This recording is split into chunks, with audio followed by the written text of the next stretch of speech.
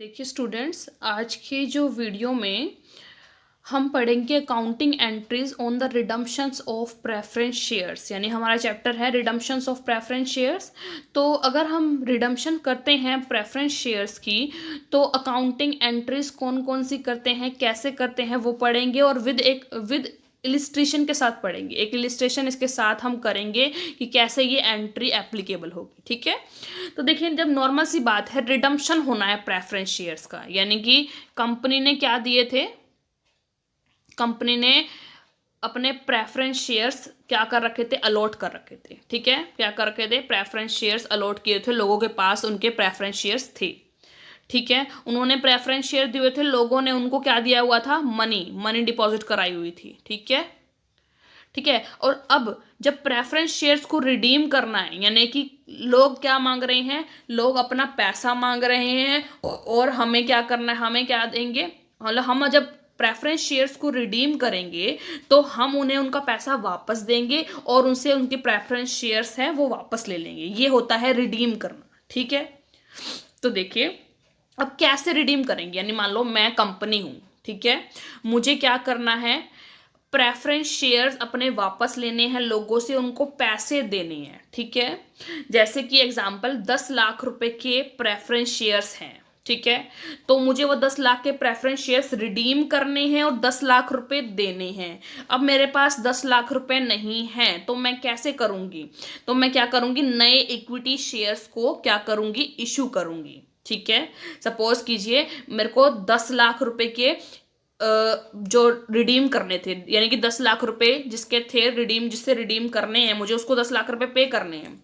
तो मैंने ये लगा लो 8 लाख रुपए के नए इशू कर दिए इक्विटी शेयर्स। ठीक है, 8 लाख रुपए तो चलो इक्विटी शेयर्स की जो एप्लीकेशन मनी है, अलॉटमेंट मनी है, वहां से आ जाएगा। ठीक है, अब 2 लाख कहां से लाऊं, 2 लाख कहां से लाऊं, 2 लाख मैं सरप्लस में डाल दूंगी।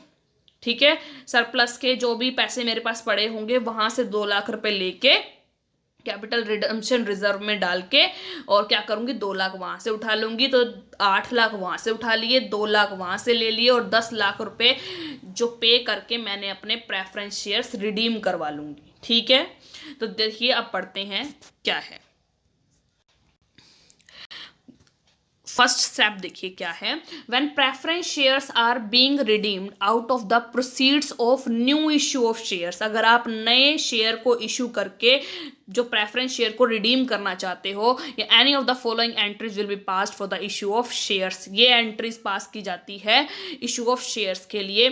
फर्स्ट वन इज देखिए, when new shares are issued at par, नए आपने शेयर इशू करे हैं पार पर। ठीक है, तो देखिए अगर कोई आपकी मैं कंपनी हूं, सपोज कीजिए मैंने नए इशू करे हैं। ठीक है, नए शेयर्स इशू करे हैं, तो क्या आएगा, मेरे पास पैसे आएंगे। तो बैंक अकाउंट डेबिट कहाँ से आएंगे, to share application and allotment account. ठीक है, एप्लीकेशन और अलॉटमेंट अकाउंट से आए हैं, नए जो शेयर इशू करे हैं वहां से आए हैं। ठीक है, अब इसको ट्रांसफर करूंगी तो दोबारा एंट्री डालूंगी, share application and allotment account debit to किसके हैं, शेयर कैपिटल के हैं। ठीक है, बी देखिए, when new shares are issued at premium, ये तो देखिए पार पे थे, ये है प्रीमियम पे।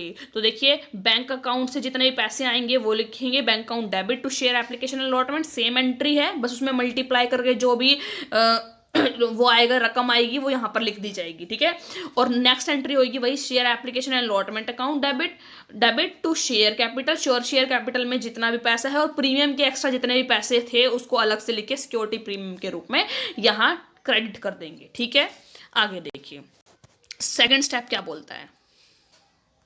सेकेंड स्टेप बोलता है, in case of preference shares are redeemable at premium, premium पे जब रिडीमेबल होंगे, the premium on redemption should be set off first against the security premium account. जो प्रीमियम है रिडम्पशन पे जो आप दे रहे हो उसको सबसे पहले सेट ऑफ करना है, किससे करना है, सिक्योरिटी प्रीमियम अकाउंट से। ठीक है, सिक्योरिटी प्रीमियम अकाउंट से जो भी आप प्रीमियम दे रहे हो फर्स्ट ऑफ ऑल वो सेट ऑफ होगी। ठीक है, एंड देन द बैलेंस, और फिर उसके बाद जो बचा हुआ बैलेंस है वो, if any should be provided for either out of the surplus of the company और एनी रिजर्व।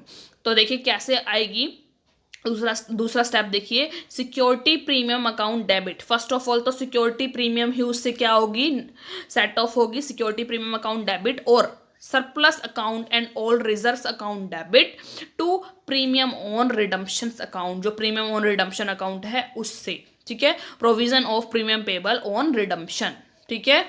आगे देखिए थर्ड स्टेप क्या है। थर्ड स्टेप है compare the amount of preference shares redeem, जितने भी आपने प्रेफरेंस शेयर रिडीम करने हैं विदाउट प्रीमियम कर रहे हैं अभी हम एट पार वाले, with the proceed of fresh issue of shares, जो नई आपने इशू करे हैं, इक्विटी शेयर करे हैं, कुछ भी करा है आपने विदाउट प्रीमियम। दस the word proceeds of fresh, देखिए अगर आप प्रेफरेंस शेयर्स रिडीम कर रहे हैं, ठीक है, विदाउट प्रीमियम पे बात कर रहे हैं, ठीक है, और जितने भी आपको फ्रेश इशू जो शेयर कर रहे हैं, फ्रेश इशू कर रहे हैं जो आपने शेयर्स, उसकी प्रीमियम हटा के, ठीक है, विदाउट प्रीमियम, ठीक है, वो पैसे दोनों कंपेयर करना है आपको। तो जितना भी उसमें जो वो बच गया ना, डिफरेंस आया, उसको कैसे करना है। Thus the word proceeds of fresh issue does not include the amount of premium, जो फ्रेश इशू में कभी भी प्रीमियम का अमाउंट नहीं लिया जाएगा। If shares are issued at premium, share issue होंगे प्रीमियम पे। अभी इसी से रिलेटेड एक क्वेश्चन करेंगे तब आपको समझ में आ जाएगा। If the proceeds of fresh issue is less than the amount of shares redeem, अगर हमने जितने भी फ्रेश इशू करे हैं और वो अमाउंट रिडीम जितने करने हैं उससे कम है, वो पैसा जितना पैसे हमने देना है उससे कम आया है हमारे पास, जो नए शेयर इशू करे हैं वो, तो उसको जो डिफरेंस आया है, the amount equal to the difference must be transfer to capital redemption reserve account. तो जो डिफरेंस आया है वो हम कैपिटल रिडम्पशन रिजर्व अकाउंट में डाल देंगे, जो कि हम जब भी एक कैपिटल रिडम्पशन रिजर्व अकाउंट बनाते हैं, जो किस लिए बनाते हैं कि जब भी हमें फ्यूचर में कभी रिडम्पशन का टाइम आएगा, जब हमें पैसे देने पड़ेंगे, तो हम इस रिजर्व में से निकाल कर पैसे दे सकते हैं। तो हम उस सरप्लस को किस में डाल देंगे, कैपिटल रिडम्पशन रिजर्व अकाउंट से सेट ऑफ कर देंगे, ठीक है। और जनरल एंट्री आएगी सरप्लस अकाउंट डेबिट, जितना भी सरप्लस है उतना वो जनरल रिजर्व और any other revenue reserve account debit to capital redemption reserve, ठीक है, यहां से सेट ऑफ कर देंगे उसको।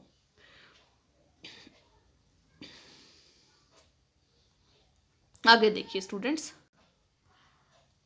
हाँ फोर्थ स्टेप देखिए क्या है। फोर्थ स्टेप है for the total amount due to preference share holder on redemption.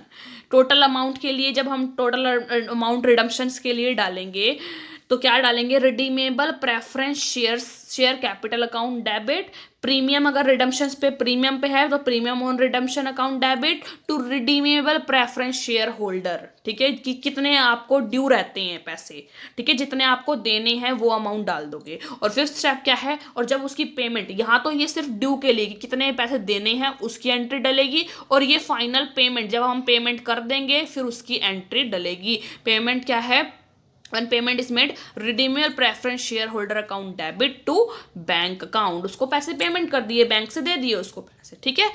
अब देखिए इलिस्ट्रेशन करते हैं एक, redemptions of preference share at par, अभी प्रीमियम का नहीं है, पार पे है, ठीक है, जितने की होगी उतने की ही, मतलब कि ये लगा लो जैसे इसमें देखें 10,000 रिडीमेबल प्रेफरेंस शेयर है, 100 रुपए के हैं तो 10 लाख रुपए होगी प्रीमियम, क्योंकि पार पे है, प्रीमियम नहीं है पार है, ठीक है। इलिस्ट्रेशन देखिए करिए, हाँ जी देखिए students, A limited redeems 10,000 redeemable preference shares of 100 each at par, यानी ए लिमिटेड रिडीम करता है तो उसको कितने पेमेंट करनी है, 10,000 हैं और 100 के ईच हैं तो इतने हो गए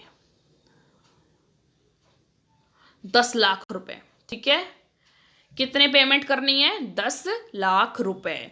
और इस पेमेंट करने के लिए वो नई इशू करता है, नए शेयर्स इशू करता है, इक्विटी शेयर इशू करता है, कितने, for this purpose it issued 80,000 equity share of 10 each, 10 रुपए के 80,000 इक्विटी शेयर्स क्या करता है, इशू करता है। तो यानी 8 लाख रुपए तो यहां से ले लेगा ये, ठीक है। प्रीमियम मत काउंट करो, प्रीमियम नहीं जोड़ी जाती इसको जो डिस्पोज ऑफ करने के लिए, ठीक है। प्रीमियम हम लगाएंगे वैसे, लेकिन इसके अंदर हम नहीं करेंगे। तो 10 लाख रुपए थे, 8 लाख रुपए हमें फ्रेश इशू से मिल गए, कितने बचे? 2 लाख रुपए। 2 लाख रुपए कहाँ से लाएंगे? कैपिटल रिडम्पशन रिजर्व से लेके आएंगे, वो सरप्लस हम उसके अंदर डाल देंगे कैपिटल रिडम्पशन रिजर्व के, ठीक है। और देखिए आगे देखिए, and for the balance it utilise the surplus which had a sufficient balance. ये सरप्लस को यूटिलाइज कर लेगा which had a sufficient balance, यानी कि जो भी सरप्लस बचता है, यानी कि वो जो 2 लाख रुपए बचते हैं, 10 लाख में से 8 लाख निकाले तो 2 लाख रुपए जो बचते हैं वो एक सफिशिएंट बैलेंस जो कैपिटल रिडम्पशन रिजर्व के अंदर से है उस सरप्लस में यूटिलाइज कर लेगा। तो चलिए आ जाइए स्टूडेंट्स, जो हमने स्टेप अभी ऊपर करे हैं, एंट्रीज डाली, वैसे ही जो स्टेप हैं इसके अंदर फॉलो होंगे। फर्स्ट ऑफ ऑल जो पैसे आए हैं, इशू किया है हमने नई इशू करी है हमने 80,000 शेयर 10 रुपए से, और 5% उस पर क्या लगाई है हमने? प्रीमियम, ठीक है। देखिए तो बैंक में कितने पैसे आएंगे आपके पास? देखो 80,000 तो शेयर्स थे 100 रुपए से, उसके 8 लाख रुपए आएंगे, ठीक है। और जो 5% जो प्रीमियम है उससे उसको ऐड कर लोगे तो 10.50 रुपए बन जाएंगे, 10.50 पैसे, यानी कि 10.5 रुपए से बनेगा अगर हमने प्रीमियम पे वो इशू किए हैं। तो अगर 10.50 से आप 80,000 को मल्टीप्लाई कर लोगे तो 8,40,000 रुपए जो बैंक में आपके आ जाएंगे, जिसमें से जो 8 लाख हैं वो तो क्या है? उस शेयर्स के एक्चुअल पैसे हैं, और जो 40,000 है वो उसकी प्रीमियम है, ठीक है। अब देखिए ट्रांसफर करेंगे जब हम इसी एंट्री को, तो कैसे ट्रांसफर करेंगे कि equity shares application and allotment account debit 8,40,000, ठीक है। तो इक्विटी शेयर कैपिटल में तो 8 लाख जाएंगे ओनली, ये रे, और सिक्योरिटी प्रीमियम कितने जाएंगे? 40,000। जो 50 पैसे थी सिक्योरिटी प्रीमियम, 50 पैसे को जब हम 80,000 से मल्टीप्लाई कर लेंगे तो ये 40,000 आ जाएगा, ठीक है। आगे देखिए, अब देखो क्या हो गया। उसने बोला था कि जो आप पैसे आपको पेमेंट करनी है 10 लाख की, है ना? कितने की? 10 लाख की, ठीक है। 8 लाख रुपए तो हमें मिल गए। अब ये 40,000 मत काउंट करना कि मैडम 40,000 रुपए क्यों नहीं लिए, 40,000 रुपए भी थे, लेकिन ये प्रीमियम के पैसे हैं, प्रीमियम के पैसे हम इसमें इंक्लूड नहीं करते, ठीक है। विदाउट प्रीमियम ऐड करते, तो विदाउट प्रीमियम 8 लाख रुपए हमें मिल गए, 2 लाख रुपए फिर बच गया। अब ये 2 लाख रुपए कहाँ से लाए भाई, है ना? ये 2 लाख रुपए कहाँ से लेके आए? तो ये 2 लाख कहाँ से लेके आएंगे? उसने बोल रखा है ऊपर क्वेश्चन में कि सरप्लस जो है वो आप जो भी उससे रिलेटेड अकाउंट है वहां से फंडिंग कर सकते हो उसकी। तो हमारे पास जो अकाउंट है वो है कैपिटल रिडम्पशन रिजर्व, जो कि जब हम फर्दर फ्यूचर में कैपिटल रिडम्पशन करते हैं तो हम वहां से उसमें से पैसा ले सकते हैं। तो देखिए 2 लाख रुपए सरप्लस अकाउंट डेबिट हो रहा है, देखिए हो रहा है, और कहाँ से हो रहा है? कैपिटल रिडम्पशन रिजर्व अकाउंट से 2 लाख रुपए, ठीक है।